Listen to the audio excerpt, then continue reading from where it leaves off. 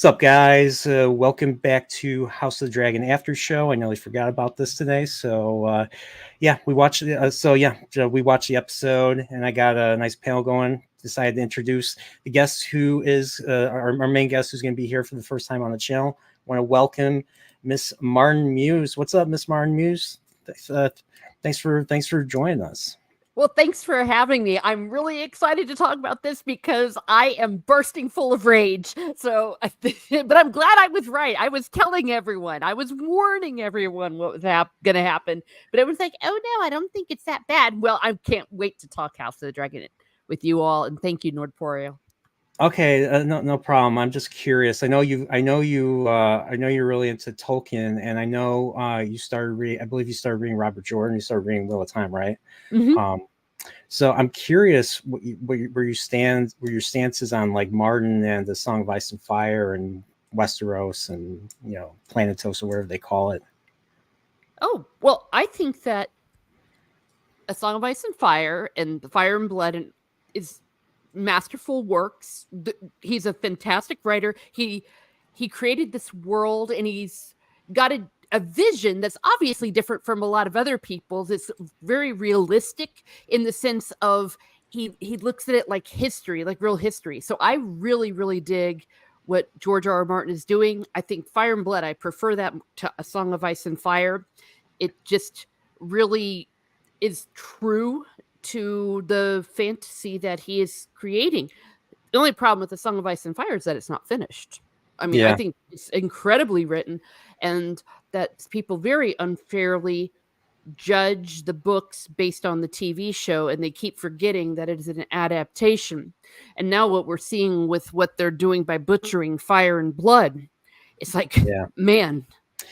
They're trying to divulge more spoilers for A Song of Ice. They're seeping more spoilers of eventual things that are going to be revealed in A Song of Ice and Fire into this, like the whole Prince That Was Promised thing that they brought up season 1 that led to this whole war, this whole Dance of the Dragons thing. I'm not a particular fan of. So I mean, I'm probably going to have problems with the later if he ever releases on the later books. So, but yeah, Miss Martin Muse, thank you for being here. Let me bring in the rest of the panel. We got Molyneux here. What's up, sir? Thanks for joining us. So, all right. So next we got the one that introduced me to you, Miss Martin Muse. We got Salty. What's up, Salty? Hey. Thanks for having me out, and it's wonderful to have Teresa here. And for those of you in chat and watching on the replay, we didn't give our opinions normally like you do when you're in the green room, so you're going to get everything fresh. Thanks for having me out. Yeah, and I think my first time seeing Miss Martin Muse was actually on your was it Fires of Fandom? I think Miss Martin Muse was the first person. Yep. Was the first person you interviewed. Great video. Check video. Check it out. I'll have to add that to the channel or to the chat or something later. So, all right, and then we got a Prophet of the Dragon here. What's up? How you doing? You doing good? You doing fine? You okay? Apparently, a show went for like an hour. I stuff happened. I think actually no, scratch that. Stuff didn't happen. This is a shorter season. This is 8 episodes. And harking back to what Salty spoke to last time we did this, we got 4 episodes left, and nothing at all happened this episode. That's what I thought the minute this ended. I'll save it for when we get the next guest on, who's a rock star. An army moved. Army moved. Well, I don't even know if you can call it an army. From what we saw, 50 horses moved to the left about 20 feet. That's where we're at. And then we had to stop and have emotions. And then let's get so I don't want to put the cart before the horse, but I'm fine. The show is still going the other direction for me. It's not very exhilarating. Yeah. Okay. Well, for me thanks. Yet. All right. Sorry. Thanks, Steve. Now let's bring our guest on. He's got his camera on. What's your name again? Sips, Nips. Oh, it's Pips. He's an asshole too, sir. Who, me? Yeah, I've been an asshole to you too many times. So, what's up, man? How you doing? So, got the beard going. You got the you got. You changed up your room, or maybe I'm back, you already I'm, did I'm this. back home It just for like the first time in like 3.5 months. It's I'll been be a long time. I'll be honest. I'm surprised you got the time to do this. So, thanks, man. Thanks Well, for squeezing me in. Mama and baby are sleeping, so that means that it was time for me to watch a show, and then I was going to get on with you guys here, and then I already drank most of my whiskey waiting in the green room before this, because this show, I think this episode drove me to drink like more than normal. Well, you need to do something. You need to do something because it's not happening on the screen after 3 episodes. Yeah, I actually watched this on my I didn't watch it on my big screen. I actually watched it on my computer. I was watching it on Discord, and I'm saving my drink in case you and me, Pips, are going to do another thing before you get deployed again. I would like to if we have time. If we have time, I would like to.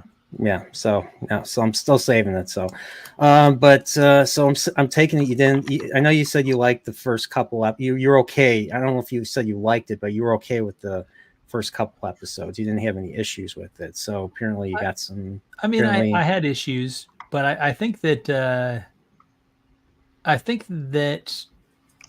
I'll put it this way. I kind of said this before. One of the tests that I use on watching shows is like, so much of watching TV these days is like you're kind of sitting there on your phone, like halfway paying attention to the show or whatever. Mm-hmm. And so a show that like forces you to like, you actually put your phone down and you're actually watching the show is generally like already an above average show. Right.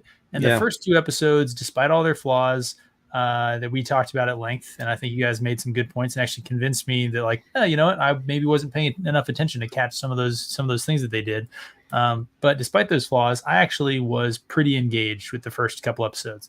This episode, I feel like I was like, I feel like I would have better luck counting the number of times I put my phone down than the number of times I picked it up. So you were looking at your phone while watching. It was just like, man, like every single scene was so telegraphed and obvious and dull.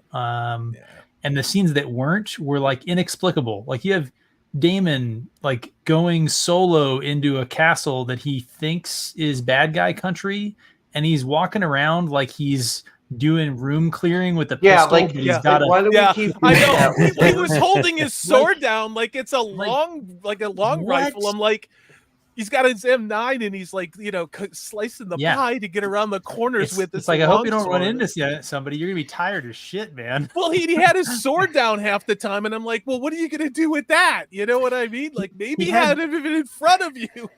Like you said, he's over there slicing the pie, but like limp wristed, just like it's kind of like it was. That's what I thought too. It was it's like he's barely holding onto this sword, and I'm like, what are you doing? Are you looking for marshmallows to roast with that thing? What are you doing? I was confused. I thought there was supposed to be like there's no army in Harrenhal at all. It's just a broken down giant castle. Apparently, it's haunted, I mean, right? it was part of. It was supposed to be here in the Black's castle during the initial conquest. It's supposed to be the biggest castle.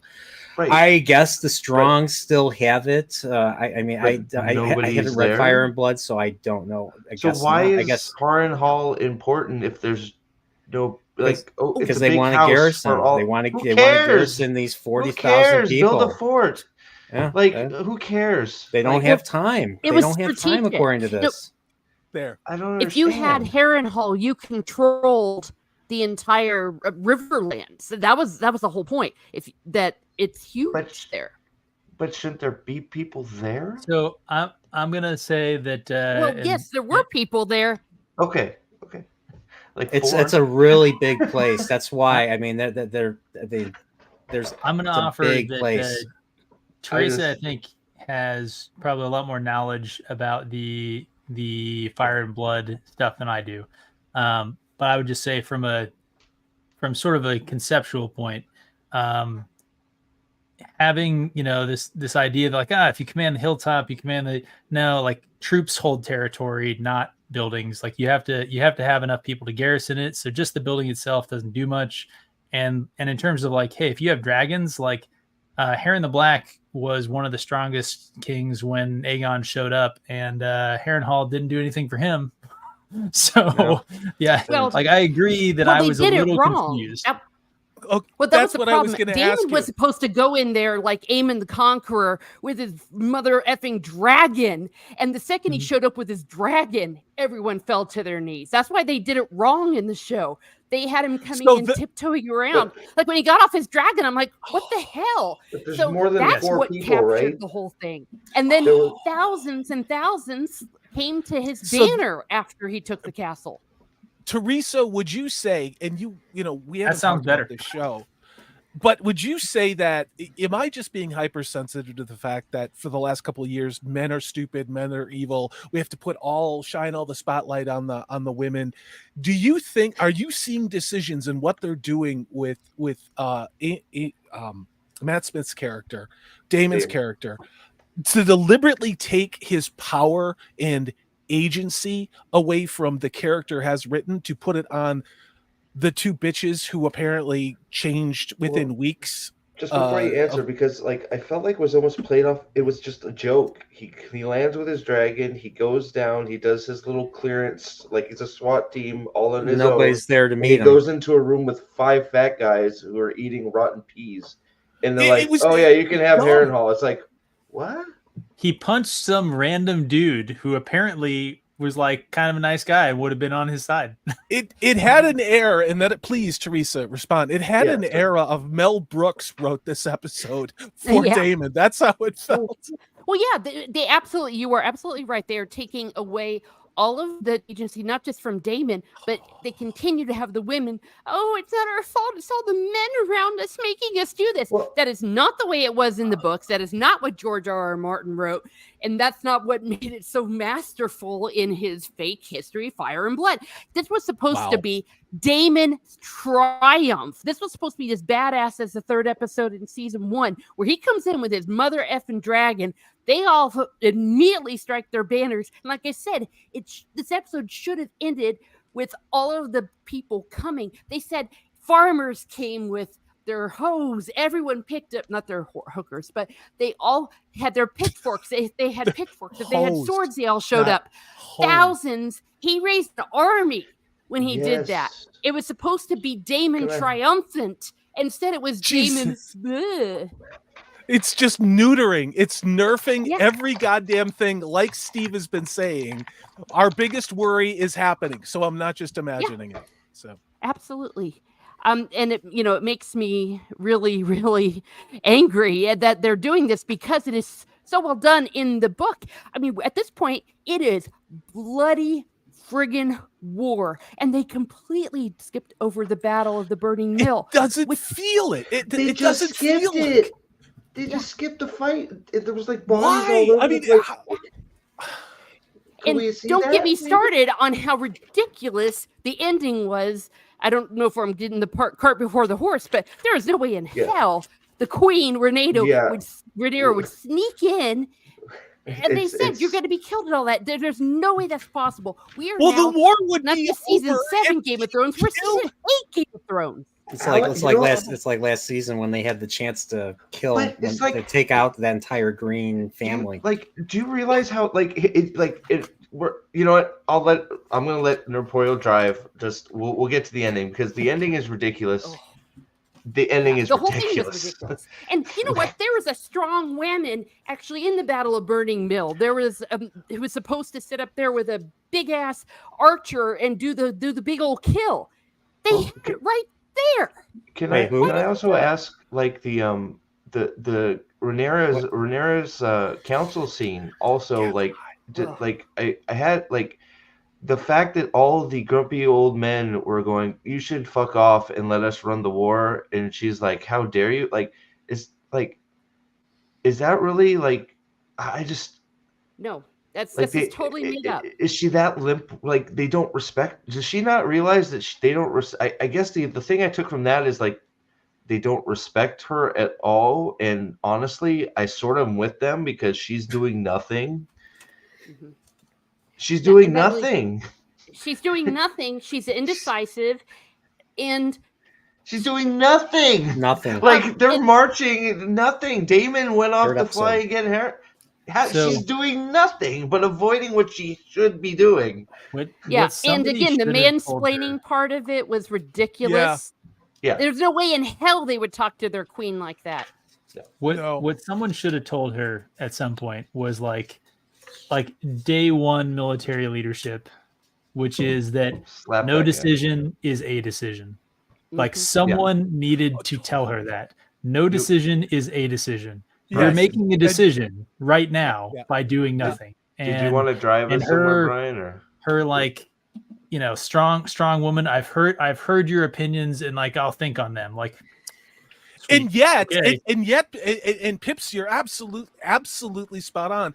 I actually took notes for this, Brian, because you're such a positive influence. I mean, I wanted to increase my GPA, but I have notes, and I said, and this is in the first couple of minutes of the episode. Women are smarter than men, even though in season 1 the women were the one who caused all of this conflict. Now, a couple of weeks later, it's all the men's fault that they're doing what the women wanted them to do. And I know this really does mirror what male-female relationships are like, especially marriages. But this is a fantasy series. How did they? okay? How did they put it? Like yeah, you're right. They brought this up several times. It's like men are just they just want to blooded and just Hot- want yeah. to It's fight. the men around It's her. just That like- was the I'm like, dialogue. hot-blooded want to fight fools was the way they highlight. Because It's like, they crap. did that, and then they showed the beginning with the So, Brackens and the Blackwoods. A very, very, I don't know. But- like- like, Immature so- man. It was dick waving immature boys, but so and like, it on was the flip there side- for a reason.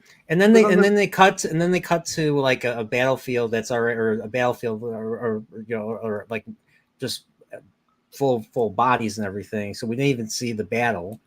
So Well, right. It was, and on the flip side, it's like, okay, well, you're being indecisive and unreactionary. You're doing nothing. So, like, bloody and like, want to get in there, or indecisive and letting lose your crown because you didn't want to act. It's like you're being the opposite of that, which is just as bad. I mean, You're doing nothing.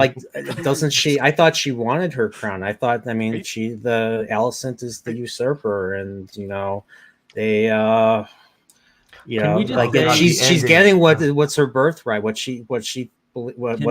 her birthright and everything. So Can we say that a problem for this show from episode 1 has been they cannot nail down the motivations for any of these Thank characters from episode you. to episode.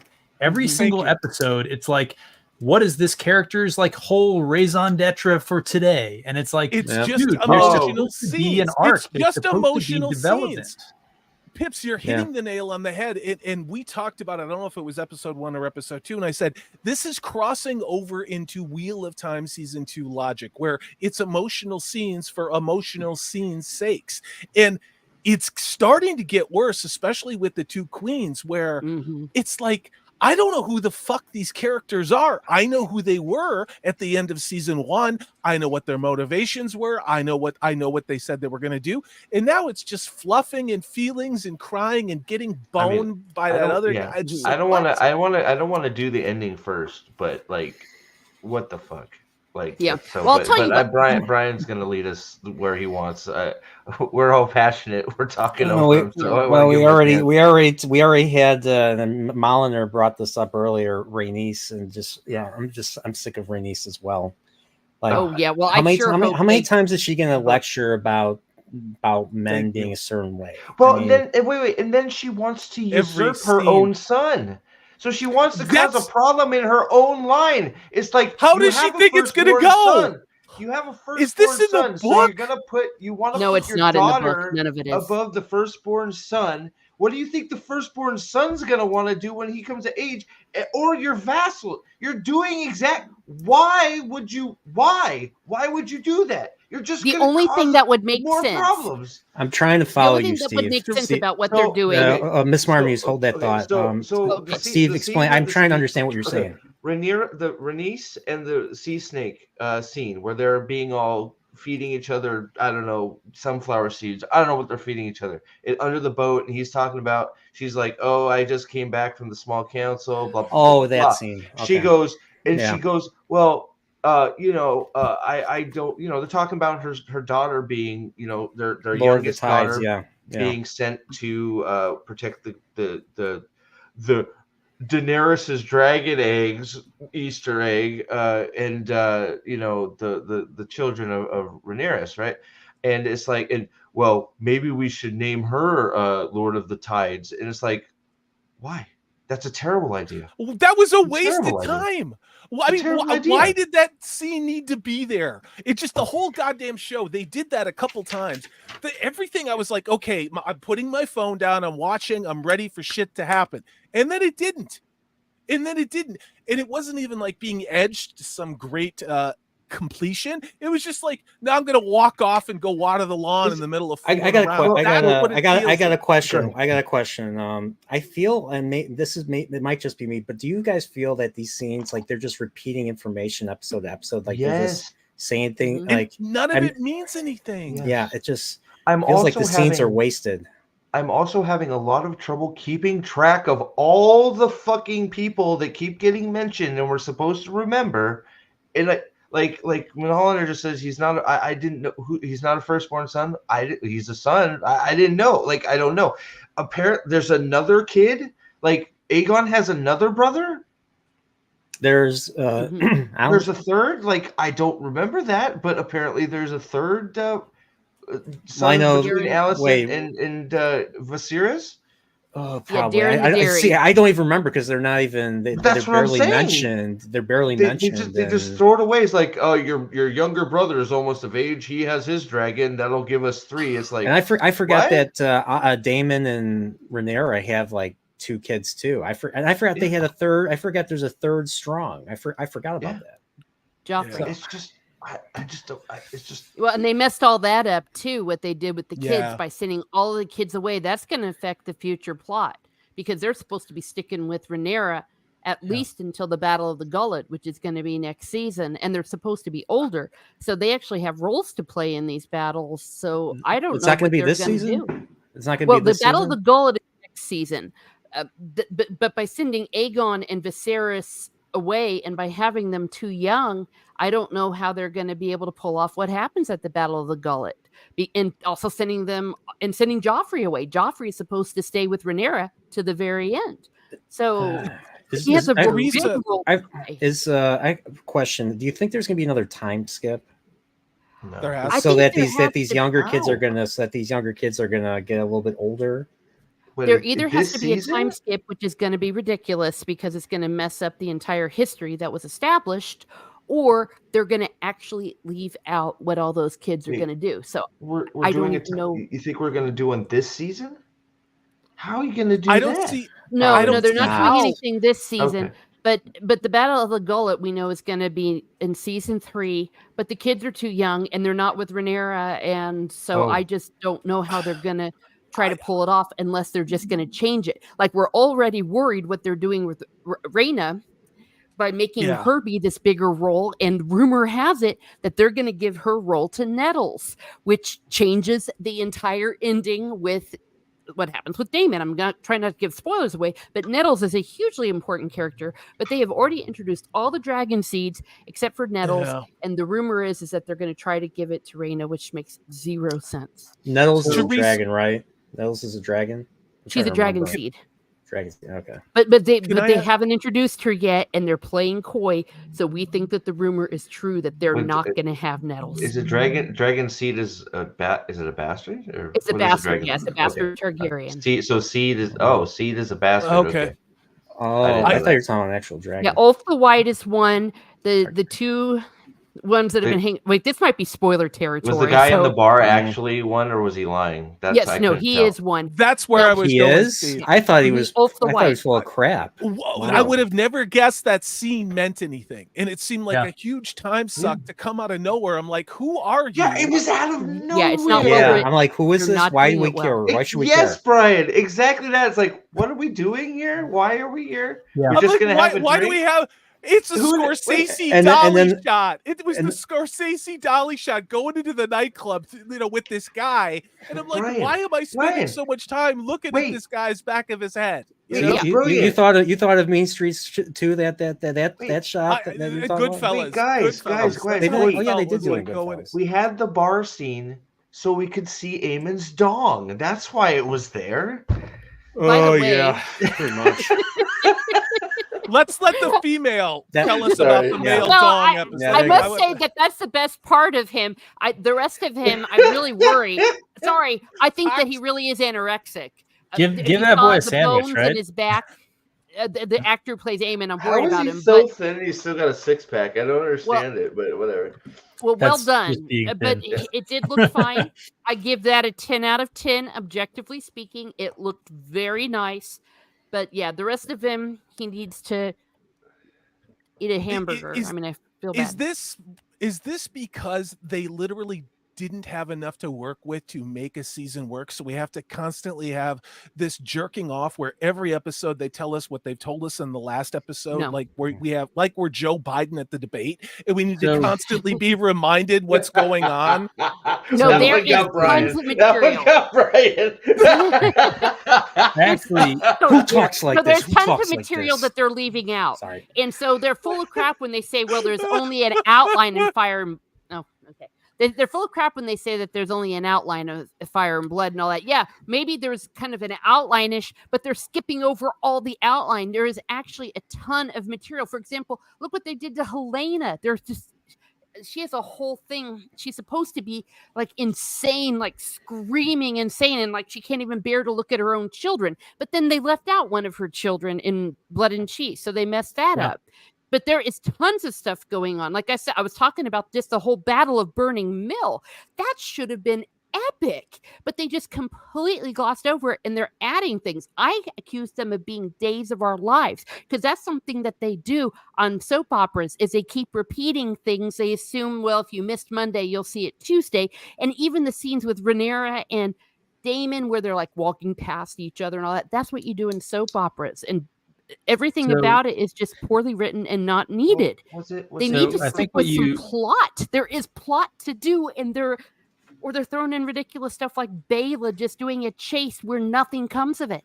The reason I why think nothing what came of you- it was because nothing was supposed to be there.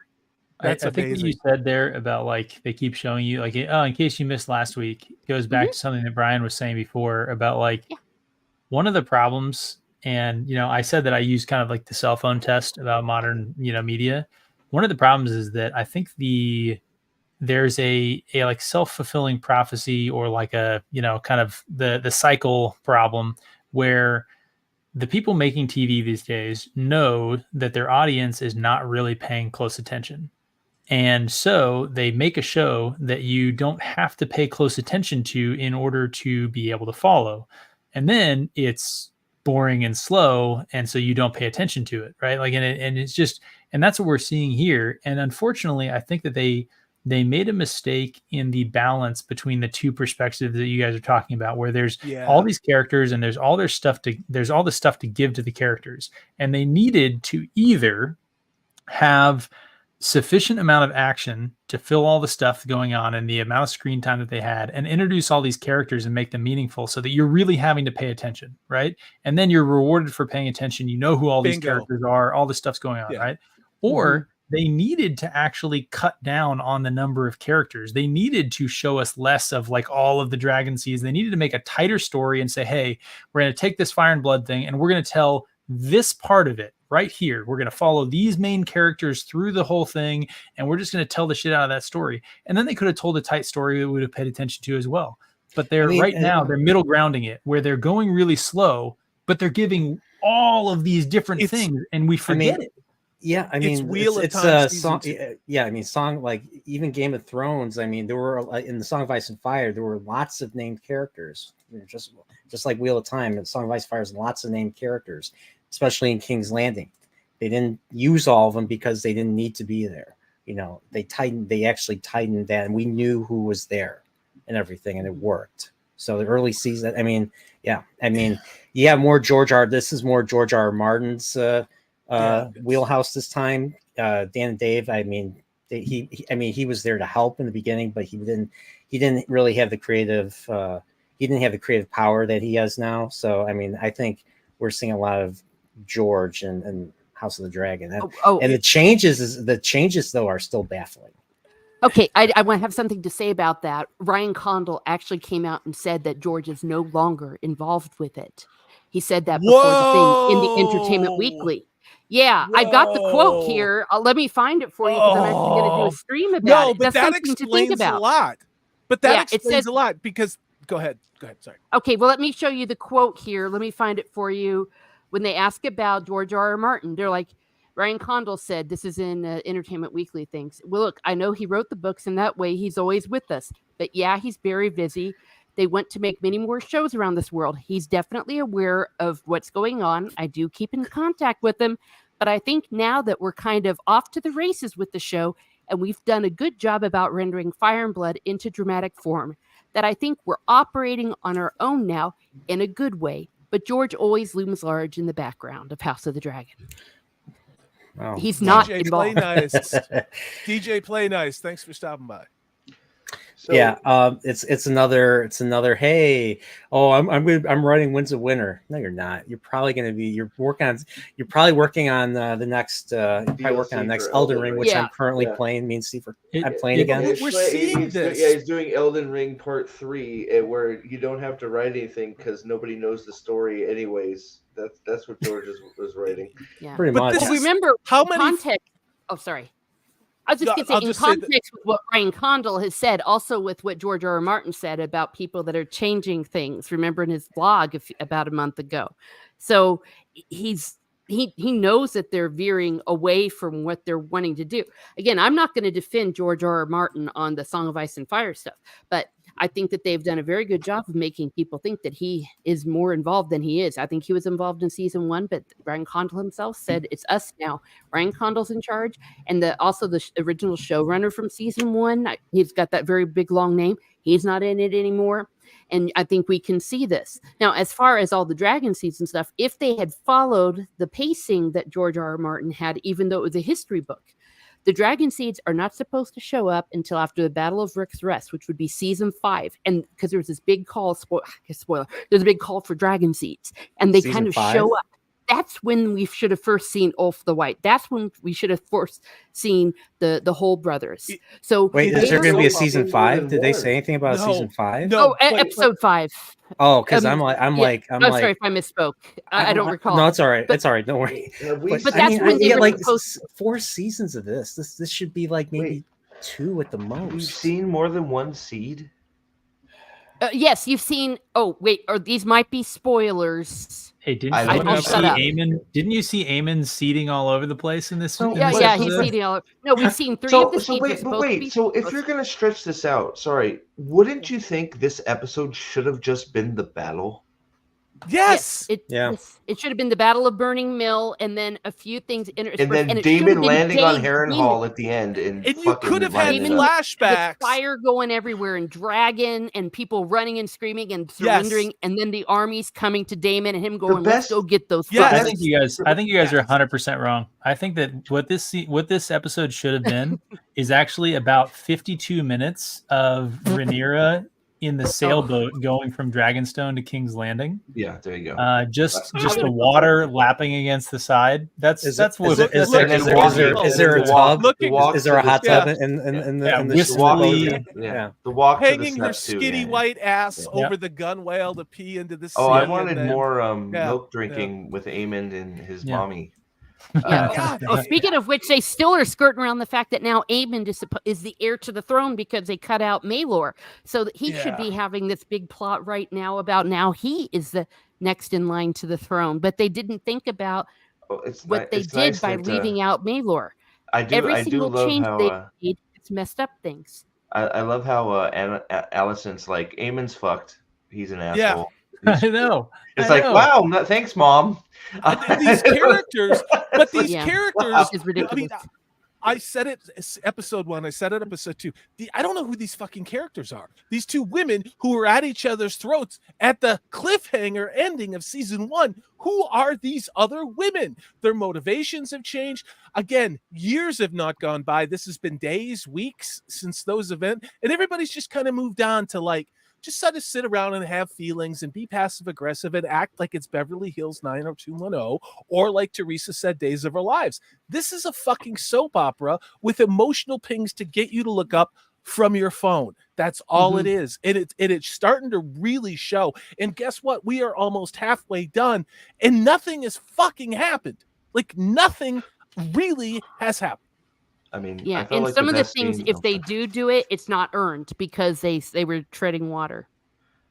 Well, I felt like the best scene was literally just Damon flying into Harrenhal because it looked really cool. It looked cool. I mean, honestly, I thought I was looked watching cool. Game of Thrones season 8. I thought the White Walkers and the Whites were going to come out and just eat his face or something. I don't know. I was wondering what the weather minimums for a dragon approach are.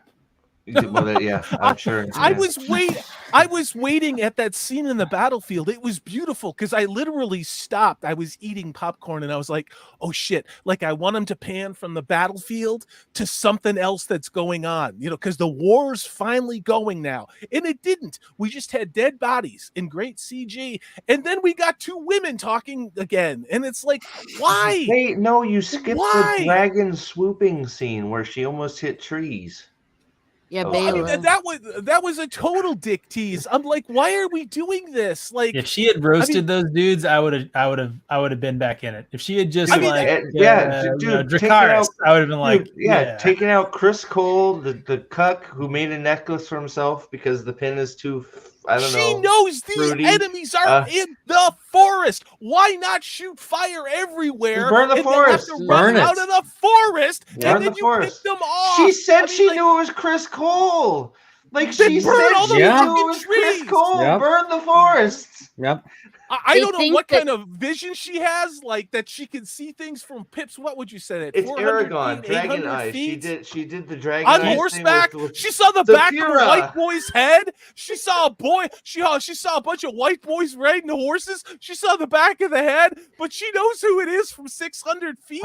I what feel the literal fuck? She saw the necklace. I She feel saw the like necklace. if I want to give her the benefit of the doubt, she saw a white cloak, which everyone knows. They're There's only one white they're cloak. distinguished gentlemen. yeah. So saw that, and maybe how many of those are there? He's got black hair. I don't know. She was probably 60% confident. So I have to ask Teresa: is Aegon Bingo, really Gadfly. a stupid motherfucking idiot in the book too? No. Thank No. you. Thank What you. happened? Thank It's you. like I mean- that one. Well, Yeah. here's the deal. After what happened to Jacaerys, this is where they messed up Blood and Cheese. After what happened to Jacaerys, he lost his crap like he did in the last episode, but he is full of fury. He's drinking a lot, but he's full of fury, and I he's get that. ready to kill. He is ready to kill, and Helena is stark raving mad by this point. She is insane. And Well, they are like, we're going to go fucking get these people and fuck you all. And Do you? so it doesn't make sense what they're trying to do now. It should go straight from that into the Rook's Rest. Teresa, can I just say that what you just brought up, I think, is one of the things that was most frustrating watching this, and I think it was hard for me to kind of put my finger on it. When we're talking about characters not being consistent episode to episode, what you just said about how Aegon and specifically Helena, their characterization in this episode, given what happened last episode, or I guess 2 episodes ago, but like literally like 2 days ago, right? Like this is What? I hate to like be the guy to say this, but this is what happens when you have like a bunch of childless liberals writing scripts. Like they just and don't they understand shit on motherhood. They shit yeah. on motherhood She's in like, the I'm dialogue. happy he's dead. It's like, I Yeah. know. It's It's not a ridiculous. family. I that was so not a angry. family I was so planning angry by clinic. that line. Okay. Yeah. So Well, and the and- way they ended season 1 with Rhaenyra like looking murder into the camera, that's what it was supposed to be. Her son was dead, and she was ready to go and blast Dragon Balls all over the place. The whole idea about her being so reluctant, and even the whole thing with the son for a son and everything, they were all on board. Damon had already taken Harrenhal when that happened, and he sent a message to the Black Council that said, "A son for a son, Lucerys will be avenged."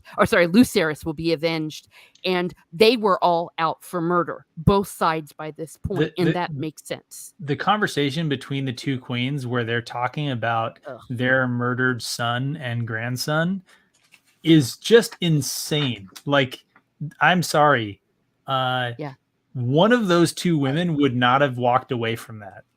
No, Like that's just real talk. Like I'm just and they ended. We didn't even see how it just ended there. Why did she? Why in God's name would Alicent let her live and go? She just killed a whole bunch of people. Yeah, including her grandson who got his head chopped off. She should have yelled for the guards, and they would have killed her then and there. You could kind of justify it last season for Rhaenys, where it's like it wasn't her fight, or like she, hadn't declared for the side, or it was, whatever, right? Oh, you cannot justify a mother. Yeah. You cannot justify a mother letting the person who, but for this person, her children would be safe.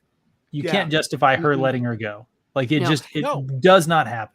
Well, and they also mess up Alicent, because Alicent's supposed to be a lot older than Rhaenyra. They're not supposed to be besties. And Alicent was the driving force behind the coup. She was doing it not because of some stupid thing that Viserys said at the end of his life. She was understanding. She was like, my son is going to be on the throne, because if not, Rhaenyra is going to kill all my kids. She was a driving force behind the coup. She wasn't just caught up in it. Is it anybody else's opinion that they have this whole misunderstanding thing, so they don't have to make Alicent a bad guy outright? They're doing that with every character. They're doing that with almost every character. Right, even Aemond, who I was hoping would be, and I've said this before, Darth Vader. I wanted him to be Darth Vader. He was Darth fucking Vader. Episode 7 of last Brian. Brian, I want to ask Brian directly.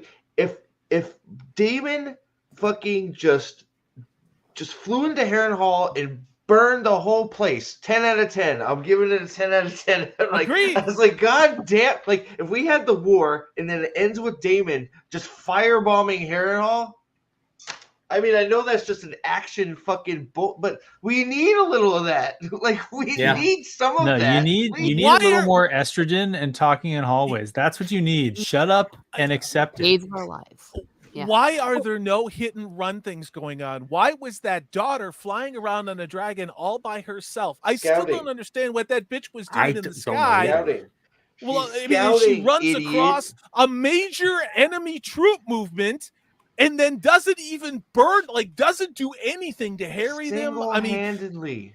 Again, like, this what is are another. we doing? It's another instance of a single person on a dragon can pretty much stop the war. So this is close.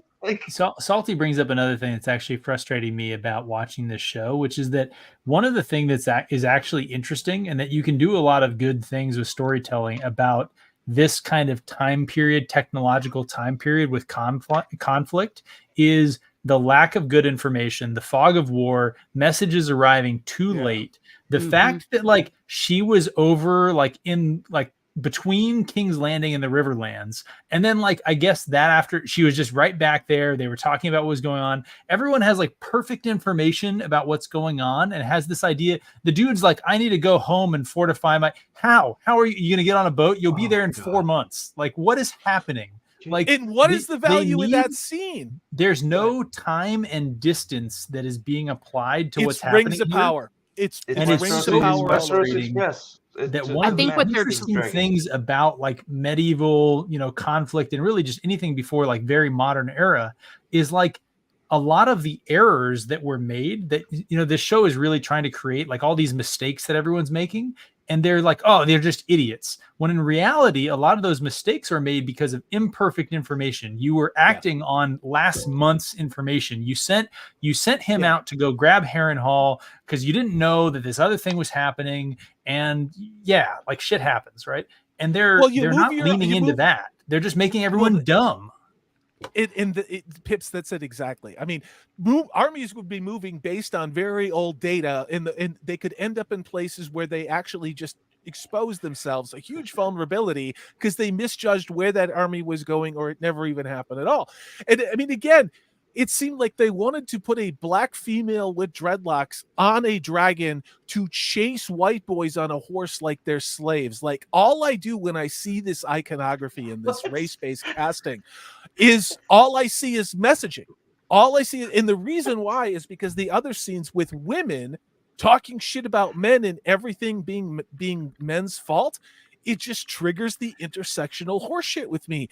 I'm seeing it. If it's not there, maybe that's on me. But I'm starting to see this show is just about checking boxes because, like Teresa talked about, it lost the second showrunner. George isn't involved with it. It's just that Clyburn or Clydesdale or whatever the fuck his name Condell. is, and you can see it. You can see it. This is not the same show it was in the first season. Can I ask that we get a round of applause for our two Lord and Lordesses of the Whispers, the White Worm of annoying my ass off, and Lars the foot fetish gimp. Like, thank God they're in the show. I'm so glad that they've wormed their fucking way into our hearts and minds. Dude, because, I'm surprised. the White Worm wasn't the reason that Eric got there was because nobody, when the bitch said, "Hey, did you just see the gold cloak get off the boat and march right in the castle?" Nobody believed her, even though everybody has eyeballs and watched it happen. So that's why he, Eric the dumber got in and almost killed, her because nobody believed her. And I'm surprised she wasn't given the king's dragon. I figured she'd be made a dragon rider. Well, why would any of her information be accurate at this time? I don't get Why what's going on. Why does she know Alicent better than Rhaenyra does? That's what I'm. Well, for starters, she's supposed to be in King's Landing, so that's how she knows what's going on. Well, the bitch gets on a boat. Wait, did she leave? Did she not leave? I mean, like, that was the confusion of the last episode. We're like, did she go back? Did she warn anybody, or did she just keep going? So according to the episode, yes, she did. It's like, well, if she did, then how did she get so close? Like, she was right behind him. Oh, well, I told them, they just didn't believe me. I had to really tell them. Well, I mean, to be fair, she did say it while being a woman of color, so she was oppressed immediately. Shit. Well, maybe it's an outrageous French accent. So that again was something not in the book. The views of the panel do represent the views of the Nerdporial. Oh, shut up. It's true. I want to say hello to According to Christy, who says plot armor, LOL. Okay, I get where you're going with that, and I'm not disagreeing. The problem I'm having here is I don't have a narrative through line. I know eventually a bunch of people are going to die. I know eventually there's going to be dragons. At least I hope so. I hope it's not just feelings in medieval hallways. Husbands and wives talking about succession that I don't give a shit about, and seeing any more skinny white boys and their dicks in whorehouses. I'm hoping the show is more than that. But there's no. Why do I care? I mean, legitimately, why do I care about any of these characters? At all? At all? I know. If I'm the king, the first thing I'm doing is I'm hiring my dumbass drunk friends as my personal protection. That's the first thing. Like, when I lose some gold cloaks, like or white or I'm Kingsguard, we lost one Kingsguard. So we replaced one Eric because Christian Cole is a cuck and didn't like the way that he I don't know, his cloak looked because he was pissed off at Allison. So we lose one seasoned Kingsguard that is very respectful of the position, has been in the position. We lose that guy, but and I know Christian Cole didn't do that, but it just shows what he has zero. Like, he's fucking neutered, like he's nothing. But it's like they like all three of them are just his buddies that were drinking with him. Can they even sword fight? Which also, since when does that dude have friends? I know. Well, they're probably not friends. They're friends. They're Aegon's friends. They're friends. But it's just another squandered opportunity to make something okay. Aegon I mean, went just to a bar. okay. We don't have. I don't know. I honestly don't know what the plot is here. I don't know what the hell Daemon is doing. I don't give a shit about these two women because they're insufferable. I mean, like all of these characters showing up and doing little conniving things. There's no investment in it. Speaking of, and it's really frustrating. I miss Viserys. Speaking of Daemon, we didn't talk about that scene. Once again, the tone was Game of Thrones season 8. It was so dumb. He's in his bed, and then he uses the sword as a I can't. What do they call it? With the bar. Well, he barricaded the door. He barred the door with a long sword. Yeah. And someone's trying to get in the room. I like, maybe White Walkers are coming. Maybe they're trying to fix season 8. Okay, the Dothraki are back. The Dothraki are back. The Dothraki are riding with their flame swords, the flamer swords, out into the dark. Yeah, great idea. So I think what they're trying to do with that is they're trying to show. Well, Harrenhal is allegedly supposed to be haunted, but also Alice Rivers. I think they're giving Alice Rivers far more power than is that who that was in the girl with the black hair? I was like, who is this again? Yeah, Alice Rivers. Was that a dream when she says you're gonna die here or something, or was that just her being? Ooh. Was that her just being prophetic or something? It made no sense. I didn't know who that was. I thought that was somebody from the kitchen or a serving wench who's like, I don't know, on mushrooms wandering around. Like, yeah, I don't get it. Yeah, you're right. I guess if you didn't read the book, you don't know that's Alice Rivers. Now, as far as her and Daemon, there's really not a lot about between the two of them. While Daemon's here at this part, and allegedly that he wasn't affected by her powers, but it looks like they're kind of going that direction.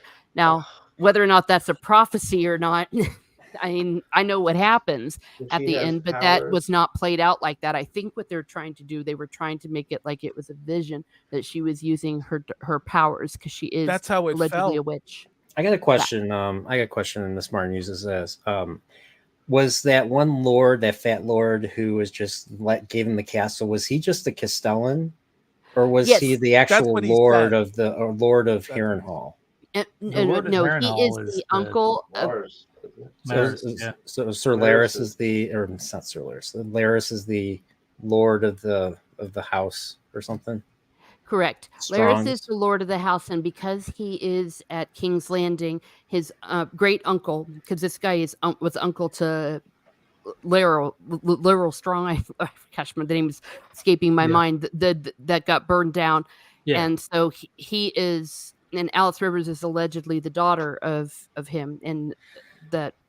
So while Larys was over in King's Landing, that's why he's in charge, and so he surrendered to it. So did so all that stuff that happened last season with them being burnt in Harrenhal, the father Lionel, or the Lord himself Lionel, and was it Sir Harwin? Harwin. Yeah. Was that part of the lore as well? Was that part of Fire and Blood? And was Larys believed responsible? Because I mean, I'm taking this is obviously from the point of view of a Maester of Fire and Blood. So correct. Errors are going to be likely made or something. There's going to be a lot of hearsay. So yeah, it is understood that Larys was in charge of that because he was the one that inherited. I'm curious if they just know this because the family hates him because he's different. You know, like the whole Tyrion effect, you know, like they all hate Tyrion because he was a dwarf. They hate Larys because he's club-footed and stuff. He is actually a piece of shit though. But yeah, I was gonna say I thought they thought it was him because he did it. Yeah. Yeah. Well, can I just throw a comment here as somebody who hasn't read and won't because George R. R. Martin Agreed. can suck it. Agreed. He can, if he wants me to read, he should probably finish the original series that he got me into reading. That would be a book that he could write that I would maybe read. Maybe. I thought you didn't. I thought you said you didn't read it. No, I read the original series. I read A Song of Fire and Ice. I haven't read. Oh, you never told me that. I haven't read Fire and Blood.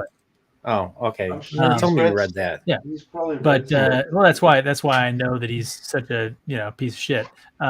So, listen, I just want to say that I think that there's this weird kind of like fine line in adaptations of written media, and one of the things that I think some of the statements by showrunners who make bad shows they actually get right is that they need to tell a story that you you don't have to be a book reader. Like, we're trying to tell a story that you don't have to be a book reader for, right?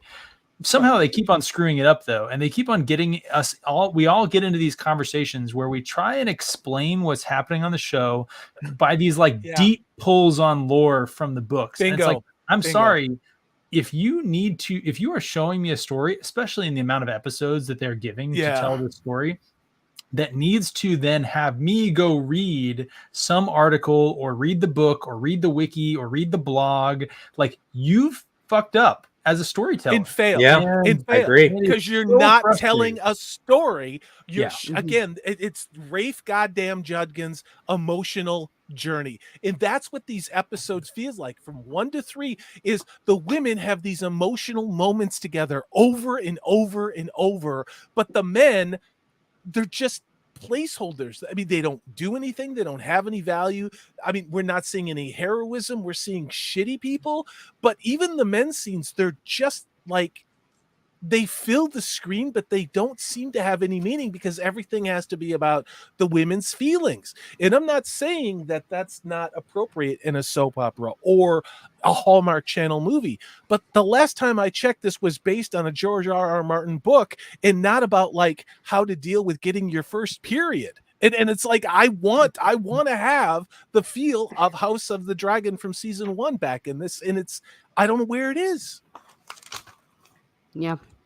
Well, we should be able to do it just by watching. And last season, you did have heroic moments, like for example, episode 3 with Damon. So I think that these new people, now that they're completely in charge, they're just neutering not just the male characters, but they're neutering the very heart of the story, of the drama.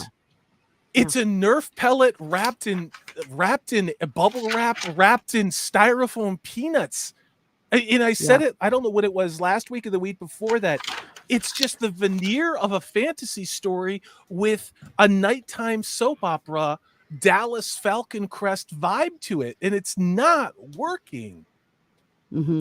And it's their fault because it actually is like a paint by numbers. They have all the beats for what could have been a great season, but for some reason they felt like they knew better and they changed the beats, and that's why it sucks.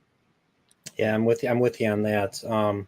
So I feel like we pretty much covered everything worth talking about. So I kind of want to let's go for some final thoughts. What would you rate this episode? We'll start with Miss Martin Muses. Wow, I think that this one was a 3. It was pathetic. Wow. Barely worth watching. Wow. I mean, it's getting worse and worse. It was dreadful. How'd you feel about you if you brought this up, I apologize, but how'd you feel about the first couple episodes of the season? Or even the last season too. I'm curious. Well, the first season had its flaws because, again, every change that they made from the outline had repercussions. So yeah, but the first season mostly was pretty good. I think I gave it a 7 out of 10 because it did hit the main points and it ended with that great climax of Rhaenyra looking into the camera, ready for blood.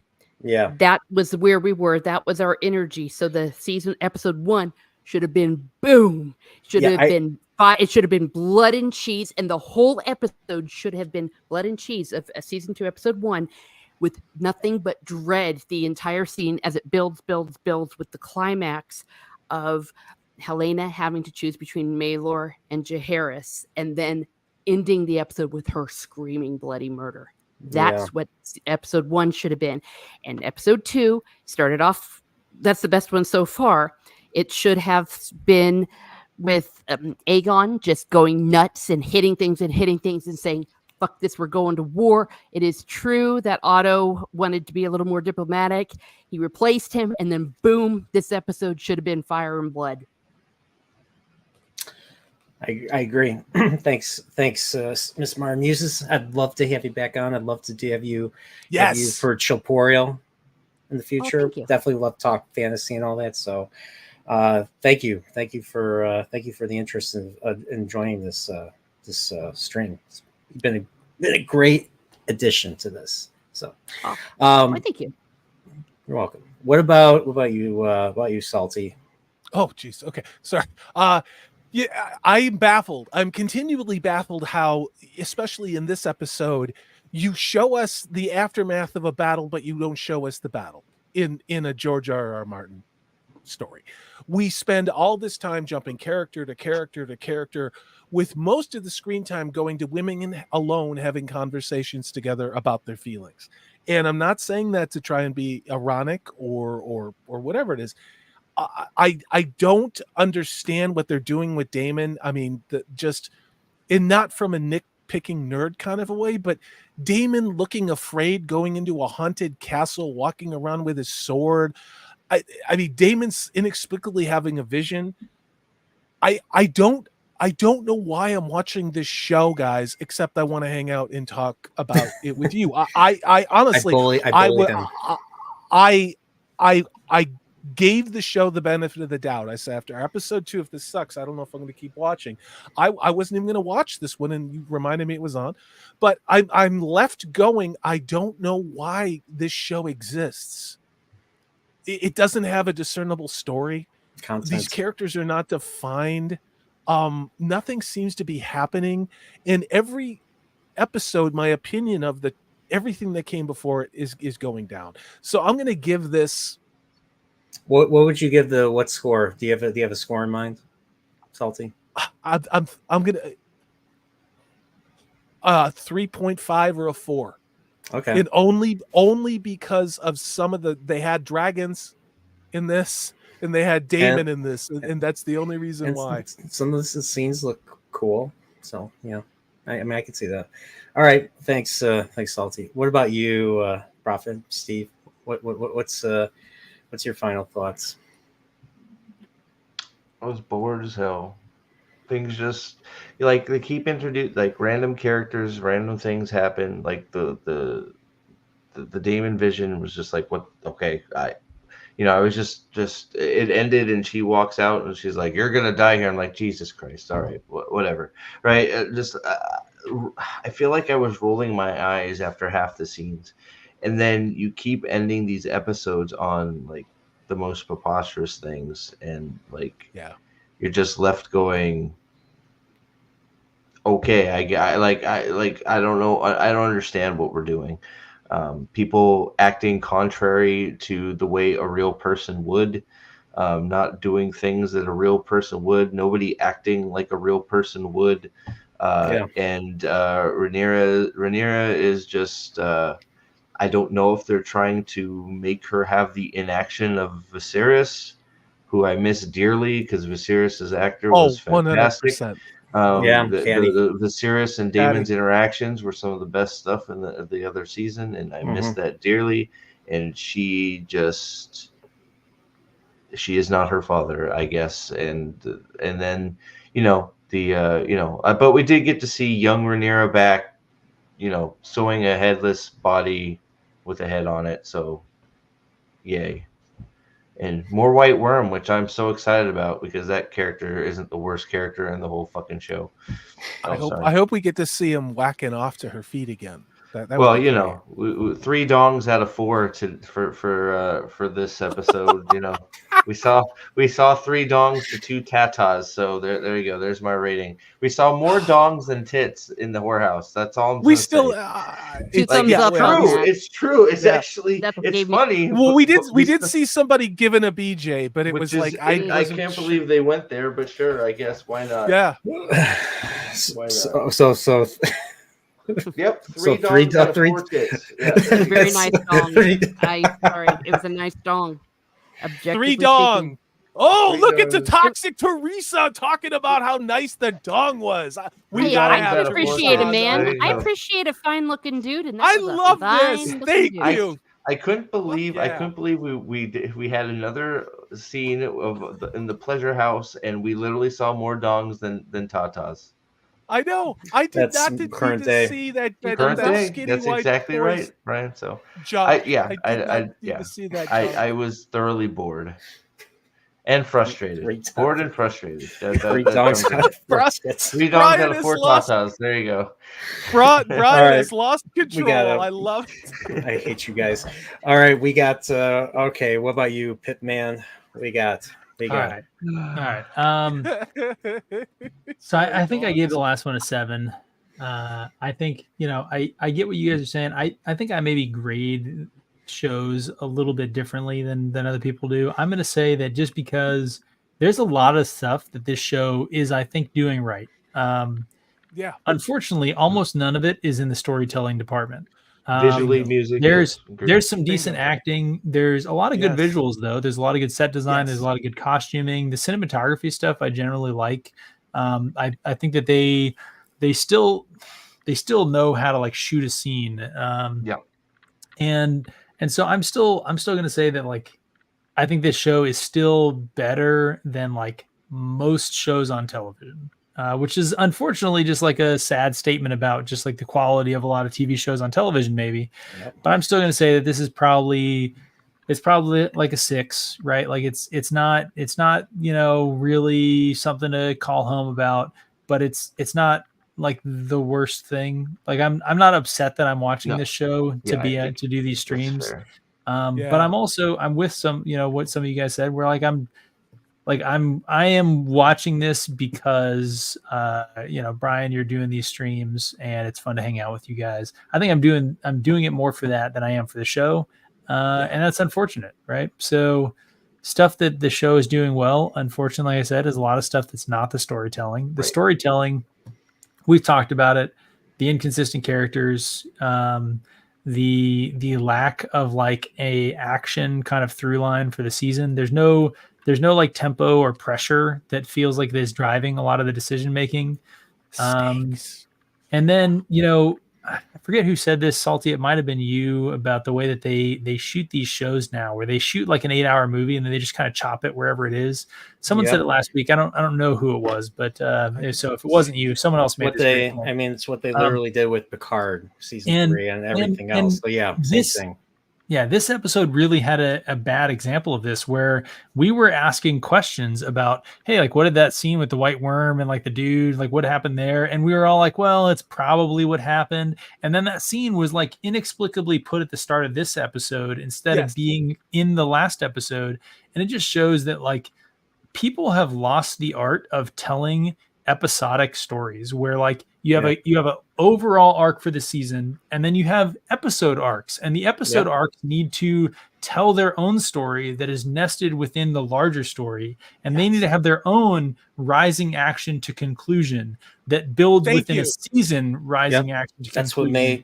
And we get all these bullshit endings that are not good endings. They're not a good spot to stop the story. And it doesn't make me want to watch the next episode. And nothing happened. And it's just like, who's directing the season? And to the point you made, Salty, yes, Wheel of Prime did this, Rings of Power did this. Like, nobody is looking at the season and telling a coherent story. And that's the thing that is frustrating me about watching this show, is that I just want them to tell a story that continues and that feels like it was actually written by like one person or a group of people, instead of like one person writing one episode and then going home to like, I don't know, collect their, writers union dues. I don't know. But everything you just said, I mean, this episode 100%. In particular had the best cinematography, the best shot composition, probably the best looking setup of the actors on the screen and like relative position to the scenery and the CG out of the entire like last 2 episodes. Somebody was really doing a great job. but the story that was so beautifully shot and lit sucked. It sucked. It let it all down. And that's why I gave it a 4, because I didn't want to go to like 3, but everything you just said, Pips, is spot on. It's hard to get over the story, but you're absolutely correct. HBO, they know how to do this. I just want to say, like, this show could be a 10, and the fact that it is a 6, in my opinion, is honestly still me being a little bit generous, thinking that like maybe they'll do something with this. Well, next episode's the hype for the action should, like, the rising action has not been good, but it looks like we're gonna start the action abruptly next episode. Maybe, I don't know. Who knows? Yes. They gotta stop stopping the story and the flow, because there were some moments when I'm like, okay, we're getting out of neutral and we're getting into first gear, but no, they immediately like stop at a yellow light to sit there and have more feelings in hallways among people. And it's like, can we just, for the love of God, have a battle scene of some kind? Can we do that? Well, not even a battle scene. I mean, if they want to have talking stuff, let the talking build. That's what the Game of Thrones did in the first 1 to 3, 4 seasons. They actually did have good dialogue. I mean, if they want to have dialogue, they could do it well, but they're not. Yeah. Thank you.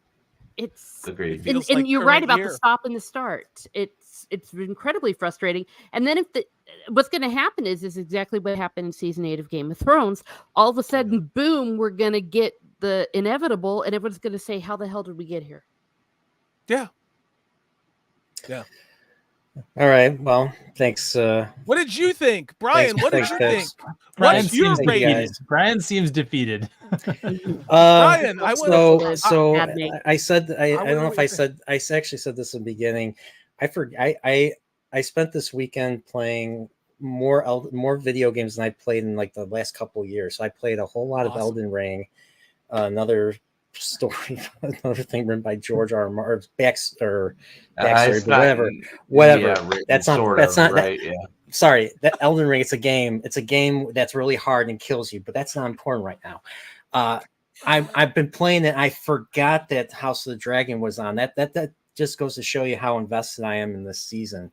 And I was like, do I even want to do this? Do I even want to keep doing these after shows? I mean, I haven't done a whole lot with my channel other than the show portal. I haven't even made videos, so I'm not even. I mean, I'm kind of at a crossroads myself, and I'm start a new job, and everything. So I was like, you know what, I will. I was like, you know what, I didn't even realize it until Pips he texted me. He's like, hey, are we doing this? I was like, oh, thank God for Pips. Shit. I didn't even make it. So there's no intro. There's nothing. I didn't do anything. So. I did not usually, if I watch a good season of television, I said this last time, I will rewatch the episode before that if it was really good. Even Game of Thrones season 8, I watched that I rewatched those episodes because of just the insanity of what we saw. And same and other shows I really liked, Cobra Kai, especially Better Call Saul. I always watched the previous episode, the right before the new episode pops in. That's just how excited I am for shows.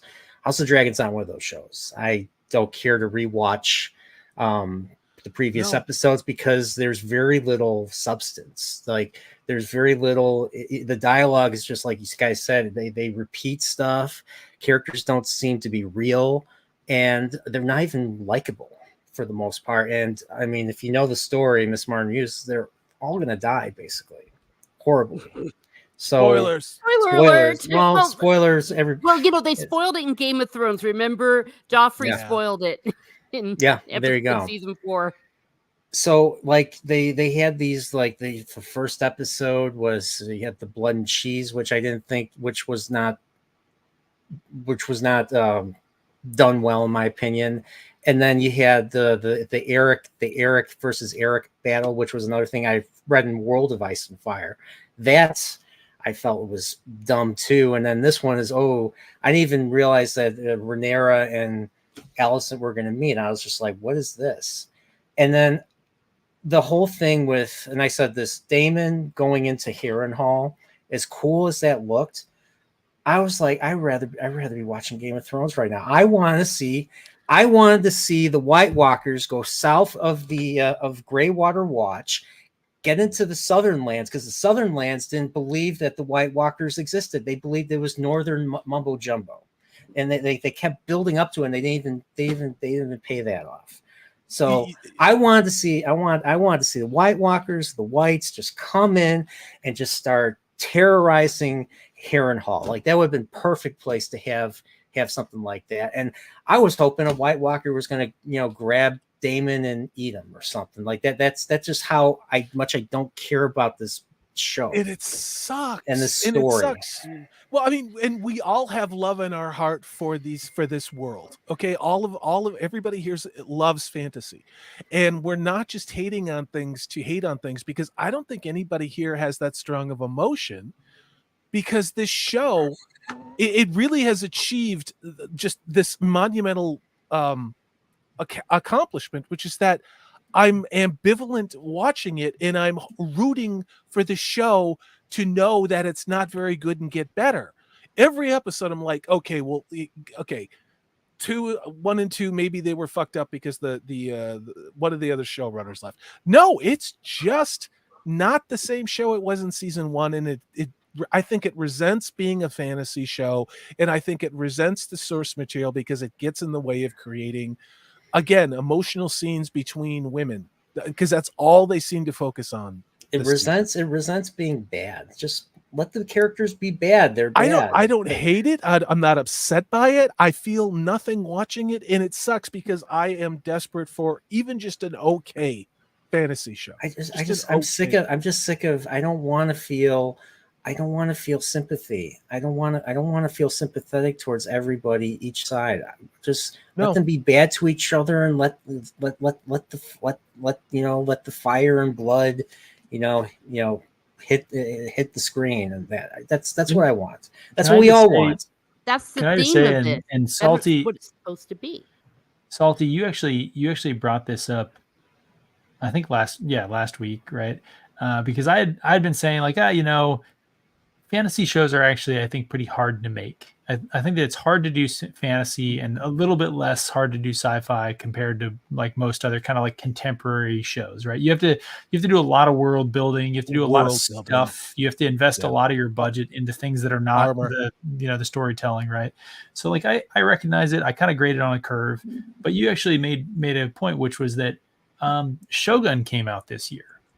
Right. Thank you. And I just want to say that to the extent that we're sitting here talking about like all these scenes that are talking and all these scenes that are, doing this, and it's just people talking in hallways, and like it sounds like we're sitting here bitching about things that like all of us would probably say that we actually really like. Like I like a slow build up to a good payoff, and I think everyone here probably does.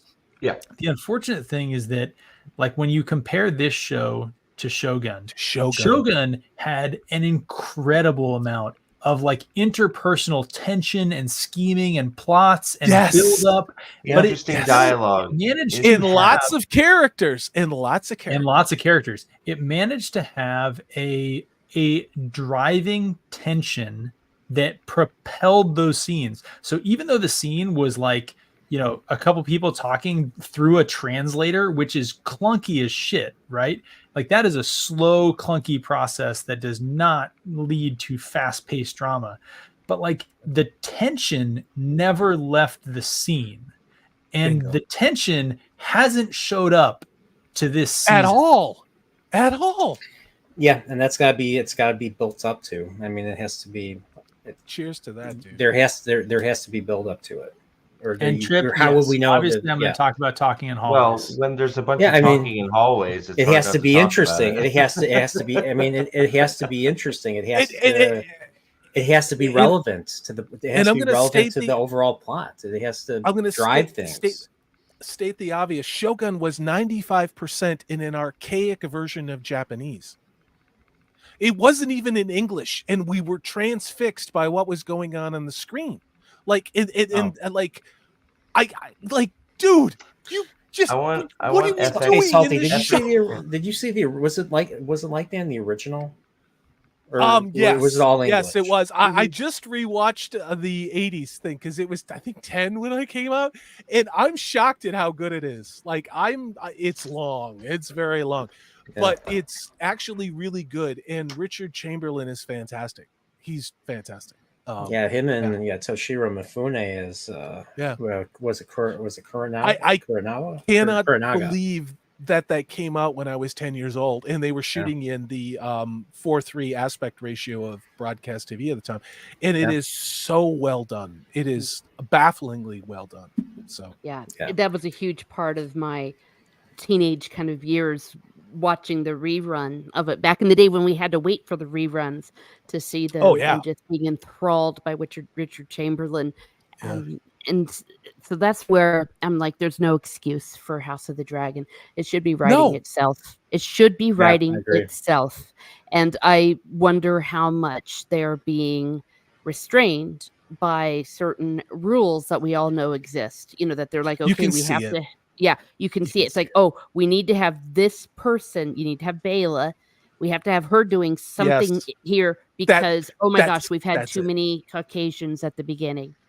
Thank you, Teresa. That's exactly what it felt like. Is like, oh, look at the time. We need to have somebody who's not white on the screen in this fantasy world by George R.R. Martin, and that's how. And it sucks because the scenes that they have those people saying things, they don't really seem to matter. At all. It's just like, well, we need this interracial couple on screen to talk about their succession line. Like, okay, can we have a battle with dragons, please, in this fucking George R.R. Martin show, please? Or any real conflict.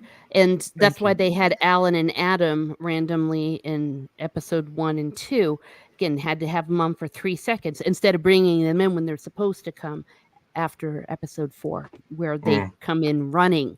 I mean, their entrance is like a bang, and that's what it should have been. And they're just having it a whisper. Interesting. All right, guys. Thanks for doing this. Anything you guys want to promote? We'll start with the Pit Man.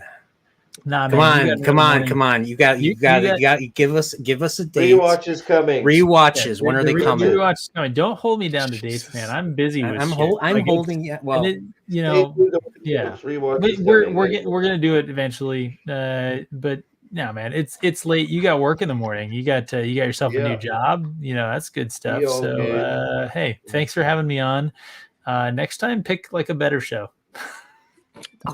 Well, I mean, more gratuitous. It's hard. Well, you know what? I'm watching right now. Why didn't you invite me on for Shogun? I started watching. I know. We didn't do Shogun. I started watching The Bear. Again. Oh, that's a great show. I'm 5 episodes in. Season two kind of succumbs to some of the things that we're maybe talking about, but I still like it. It's still an entertaining show. I still enjoyed it. It does, but I binged all of season 3 in one sitting. So wait, there's season 3? Yeah, season 3 third season just came out. The last season, episode came out this last week. It's a little bit pretentious when it comes to celebrity chefs, but other than that, season 2 is already starting to do that. Like, it's a little more of that, but I still enjoyed it quite a bit. So all right, well, there is celebrity chef pretentiousness in it. So all right, what about you, Salty? Thanks for having me on. I really hope next week we have more gratuitous female nudity and less skinny white anorexic boy cock. 3 dicks, 3 dongs out of titties. Thank you. What about you? What's up the titty ratio? What about you, Steve? Thanks. I'm here. Go kill the next Elder Lord. And what's happening? What's happening? Other Wheel of Time news. What's happening? Oh, there's plenty. There's plenty of Wheel of Time news. I just haven't had a chance to screen rant. I'll have another screen rant trifecta real soon. Because Kalendor is going to be found under a chair somewhere. Speaking of what's happening, I got to play this little clip right here. What are we doing? Like, what is happening? Never gets old. Never gets old. Indeed, what's happening? And don't you just love the fact that I've had this clip on for almost a year now. I've had this clip on my stream for I'm a year commonplace now. to the streams, man. What can I say? No, those things happen randomly. I got a week of evening shifts, and we've all been sort of. It sounds like we're all sort of in the same boat, neglecting our channels for a little bit, which it is. I feel like your channel, you come out with like at least a new thing every single week, if not two, and you're like, I'm neglecting my channel. Meanwhile, I haven't posted anything in months. Oh, I need to make a video. Like, I need to start getting back to making videos. I can find any stupid thing to stream about every once in a while. So but yeah. So something eventually will happen. There you go. All right, man. All right, thanks, Steve. Miss Martin Muses. Anything you like to promote? Like any streams, any video content you're going to be releasing? Well, for sure. Well, actually, about an hour ago, I released Damon at Harrenhal. So if you want to know how cool it could have been, I just released that video, and it explained all the different Strongs and Alice Rivers and what Damon should have been doing in this episode. I made it, of course, before the episode came out. So I'm like, oops, well, okay. But that's brilliant. I have a whole bunch of things like what happens in the book. So as we go through the season, if you want to, after each episode, check out my playlist for that. Also, I'm going to be probably on According to Christy tomorrow, and Sporkings, I usually get on him for his House of the Dragon recaps. I'm going to be doing more musings. My health is almost getting back to where it is, and so I will be resuming pub crawl probably in a few weeks. And of course, thanks be to God, we have Cobra Kai coming up, and I am going to stream and make the hell out of it, because that is the best of what's on TV right now. You caught me off guard there. I thought you were going to say, thank God we have the Acolyte, because that's an all-time. Oh, Jeannie Mac, no, I'm not watching a minute of that. Not a minute of it. Watching it. I'm enjoying some of the reviews of it. Oh yeah, it's funny. Yeah. It's been funny. It's crazy. But yeah, so for me, no Chilporial this week. Nothing planned. No, I didn't talk to anybody. So, but the 4th of July is this week, and then Wednesday, and I'll have to talk to Steve about this. But a certain movie franchise is getting its fourth movie, and I still have to watch. I still have to rewatch the song. The shittiest song got released today from that, and people were shitting all over it in Variety. It was great. Yeah, really? Like some little African American gentleman making a rap song that says the F word a lot. Apparently, what did I miss? What did I miss? This movie that I'm going to show a clip of is going to get its fourth movie this week on Netflix. Here we go.